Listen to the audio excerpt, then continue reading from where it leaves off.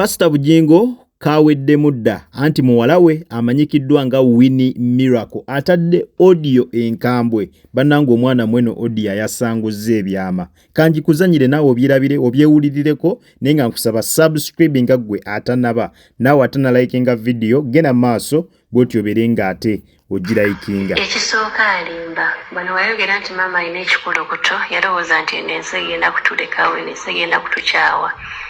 egenda kukyawa maama naffe tukyayiremu kubanga ebyo ebintu byayogera ebyekikulukuto kyali talina byogera talina byogera mu bantu kubanga abantu ebisibo birina obbagamba ebintu byali bya mu nnyumba naye novaayo nga ku maama waffe nga walina ekikulukuto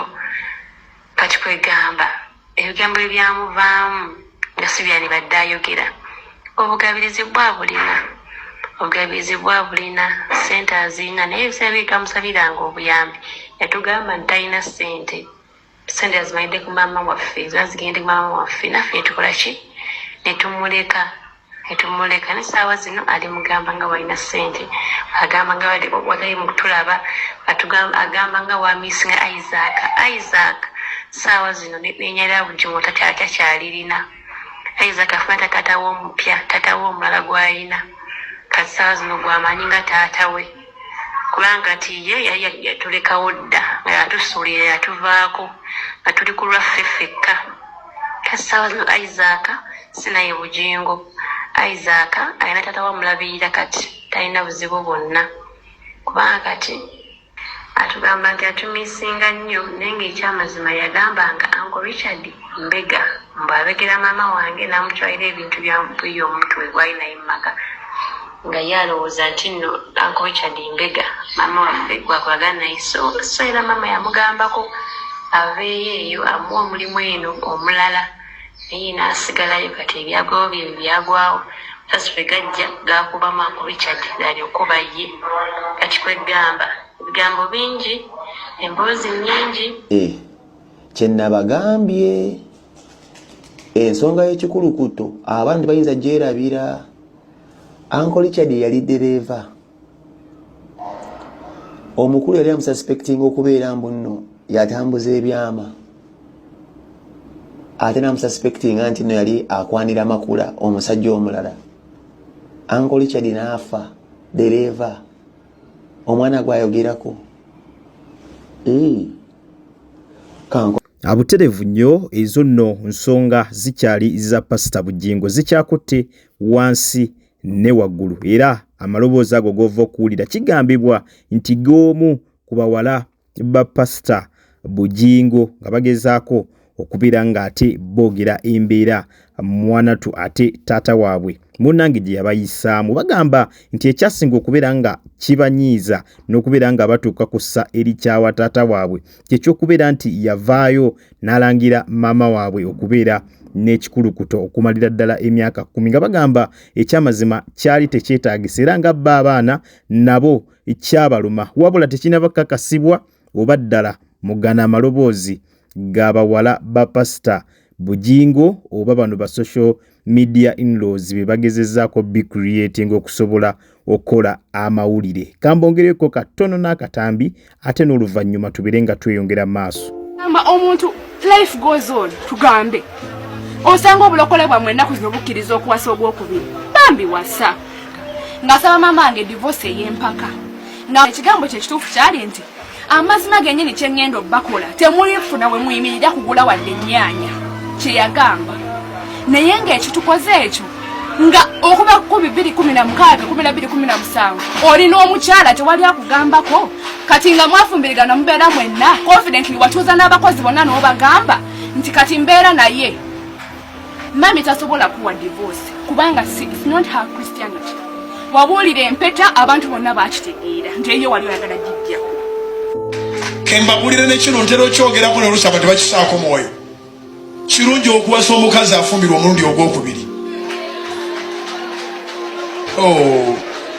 temukitegedde nowulidde ssebo kati wandibadde owasa bulungi in peace twesonyiwe alina ssente zonna tewali media house yonna erituyamba tewali media house yonna eritukwata ate nga ye bwalina media alitukuba paka naye yatugamba agenda tukubira emyezi 3 emyezi 3 ginagwerako ajja kulaba kyali balamu yatuwa myezi 3 naye yatugamba nti lya ku sente zalina tewali muntu yenna alitukwata era munaye tubeebaziza tweyanziza kwegamba kwagala kulaga nsi the second chapter lwakuba nsanze ku mulimu naye olunaku olulala nja kulaga epapula nga bwe biri nkulaga 100% shares z'omuntu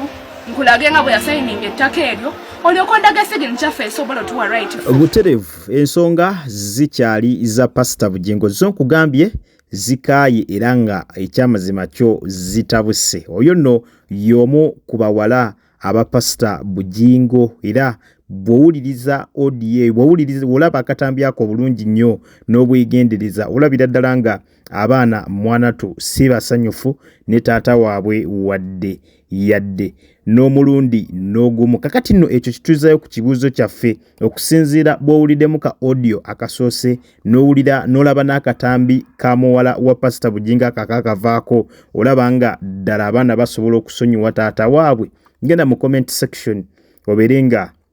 otuwa endowoozayo okusinziira ku butambi bwonna bwe muva okulabika nga mulabako ekyamazima bigambo bingi nnyo ebyayogerwa nga bw'owulidde n'omuwala awo bw'ategeezezza nti Pastor Bugingo yabategeeza nga baakawukana ne maama waabwe byabategeeza nti agenda bakubira emyezi 3 mirambirira nti era bw'anaaba amaze okubeera nga abakuba bajja nabulwako we banywa amazzi kitegeeza yali abeetegekedde okubeera nga abasabula mwanatu kyandiba nga byebimu ate nno kubyanyiiza abaana n'okubeera nga essaawa eno taata waabwe tebamulabawo era tebaagala kumanya kwegamba baamunyiigira era ekyo kyekimu ku kireetedde kubamu ku bannayuganda okubeera nga bagenda maaso n'okubeera nga bawa Pastor Bugingo amagezi nga bamusaba nti addeyo ewaka kasita amanyiwo bulungi yeetondere omukyala yeetondere abaana kuba okusinziira ku audio ezo nga bw'oziwulira Pastor Bugingo bakyonna kye baamukola yakozesaamuko ku busungu okubeera nga abaddamu mu ngokotadde n'okubeera nga yalangira omukyala ekikulukuto ekitali kirungi wadde yadde n'omulundi n'ogumu ekyo kirabwa n'ayonka Pastor Bugingo yiyayo kyamu mu kugenda maaso n'okubeera nga ate alangira omukyala ekikulukuto abaana baali bakulu baali babitegeera bulungi so tosobola kuddawo n'ovuma maama waabwe ekikulukuto n'olowooza nti n'abaana banagenda maaso n'okussaamu ekitiibwa nga taata waabwe embeera zo zikyakutte wansi ne waggulu okusinziira katambi akasoose omwana yayogedde yategeezezza nti n'omwana Isaac Bugingo baamukyusa dda erinnya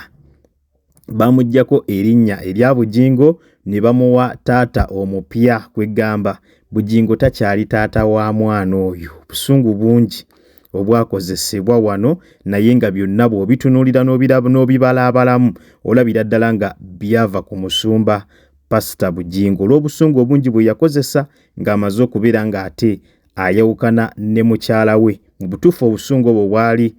tebwetaagisa era teryamanyi nsonga lwaki yabukozesa n'ayogera n'ebigambo byonna byonna bye yagenda maaso n'okubeera nga ayogera naye nga nkusaba ogende mu comment section gwe ng'omulabi obeere nga otuwa endowoozayo okusinziira engeri gy'olabyemu obutambi obwo bwenva okubeera nga nkuzannyira abaana bonna nga bawanda omuliro olowooza banaafunamuko ekifo mu mutima ne basonyiwa taata waabwe oba taata waabwe ali mu kubeera ng'ate amala budde genda mu comment section obeere nga otuwa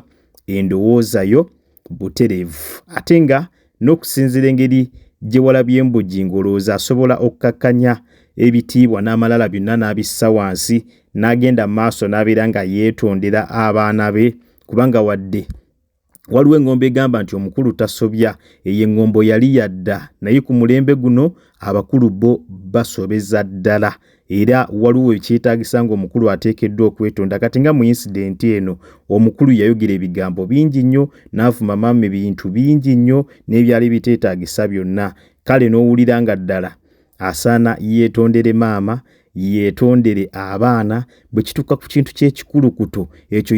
yeetaaga kwetondera bamaama bannakazadde baggwanga bonna kubanga bw'ovuma Teddy ekikulukuto obeera nga avumye bannakazadde b'eggwanga bonna kati awo asaana aveeyo akole ne public apology. Genda mu comment section naawe obeerenga butereevu onteramu endowooza yo ku Mukutu Gika Media. Kubadde nkusaba subscribe nga atannaba, like nga video, ogendere mu comment section obeerenga butereevu ompa endowooza yo. Naawe alina kyonna kyagala okubeera nga otuwabulamu osobola obeera nga okiyisa butereevu wansi awo mu comment section. Kale munzikirize mberekereze akuume atakumira mpeera. Mweraba.